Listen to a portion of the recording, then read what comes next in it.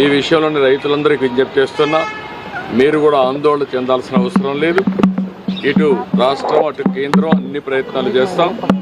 అందరిని ఆదుకోవడం కోసం ఏ విధంగా చేయాలని అన్నీ చేసి మిమ్మల్ని ఆదుకునే ప్రయత్నం చేస్తామని చెప్పి కూడా రైతాంగానికి విజ్ఞప్తి చేస్తున్నా. ఇప్పటికే నేను 3 లెటర్లు పంపించాను. ఎప్పటికప్పుడు ఇక్కడ మీటింగ్లు పెట్టుకున్నారు. ఇంత మునుపైతే మా రామ్మోహన్ నాయుడు గారు, అదే మరి చంద్రశేఖర్ గారు మినిస్టర్స్, అదే మరి లావు గారు పార్లమెంటరీ పార్టీ లీడర్ వీళ్ళంతా కలిసి మీటింగ్లో కూడా పార్టిసిపేట్ చేశారు. ఇప్పటికే రాష్ట్ర ప్రభుత్వ అధికారులు కూడా వచ్చి కేంద్ర ప్రభుత్వ అధికారులతో చర్చలు కూడా చేశారు. ఇవన్నీ చేసిన తర్వాత ఈరోజు ఒక కన్క్లూజన్కి వచ్చాం. రేపు మంత్రి గారు వచ్చి ఈ 4-5 విషయాల్లో మాట్లాడి ఒక క్లారిటీ ఇస్తారు. దాని మీద ఎప్పటికప్పుడు అందరితో కూడా సమీక్షలు చేసుకుంటూ ఈ ప్రైసెస్ పడిపోకుండా ఏం చేయాలో అన్నీ చేస్తాం. ఇది బ్రీఫ్గా దీనికోసం వచ్చాను. మీటింగ్ అయితే మంత్రి గారు లేకపోయినా ఇక్కడ మాట్లాడిన తర్వాత కొంత క్లారిటీ వచ్చింది. ప్రధానమైన ఉద్దేశం మిరప పండించే రైతులను ఆదుకునే విధానానికి ఈరోజు ఇక్కడికి వచ్చాను. పోలవరం మీద సమీక్ష చేశాం. పోలవరం పనులన్నీ కూడా సుజావుగా జరుగుతున్నాయి.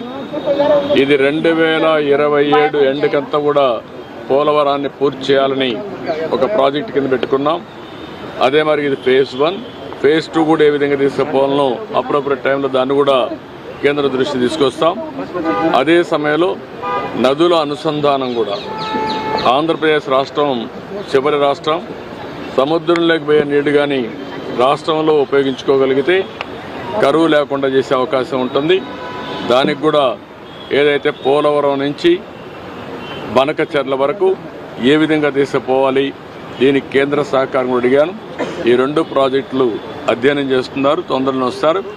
3వది గడిచిన ప్రభుత్వం జల్ జీవన్ మిషన్ ఉంది.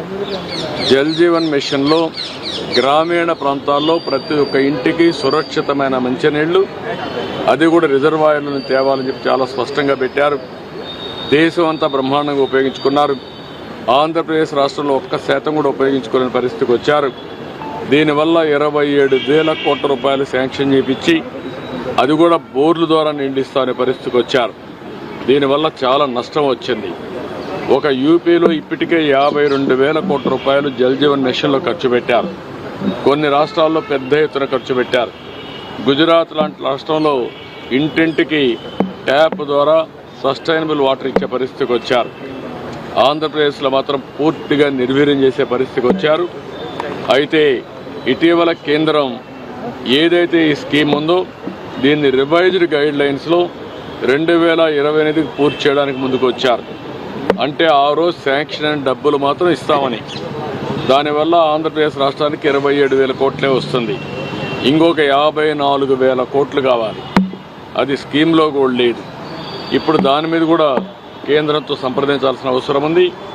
ఈ 27,000 కోట్లకు డిపిఆర్స్ తయారు చేసి ముందు శాంక్షన్ చేయించుకోవడం, మిగిలిన ప్రాంతాలకన్నిటికీ మళ్ళీ కేంద్రాన్ని ఒప్పించి, ఇది దేశం అంతా కూడా ఉపయోగించే ప్రాజెక్ట్ కాబట్టి ఆంధ్రప్రదేశ్ రాష్ట్రం ఒకటే కాదు, దాన్ని కూడా ఫాలోఅప్ చేస్తాం.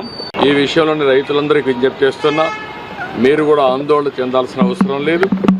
ఇటు రాష్ట్రం అటు కేంద్రం అన్ని ప్రయత్నాలు చేస్తాం. అందరిని ఆదుకోవడం కోసం ఏ విధంగా చేయాలని అన్నీ చేసి మిమ్మల్ని ఆదుకునే ప్రయత్నం చేస్తామని చెప్పి కూడా రైతాంగానికి విజ్ఞప్తి చేస్తున్నా. ఇప్పటికే నేను 3 లెటర్లు పంపించాను. ఎప్పటికప్పుడు ఇక్కడ మీటింగ్లు పెట్టుకున్నారు.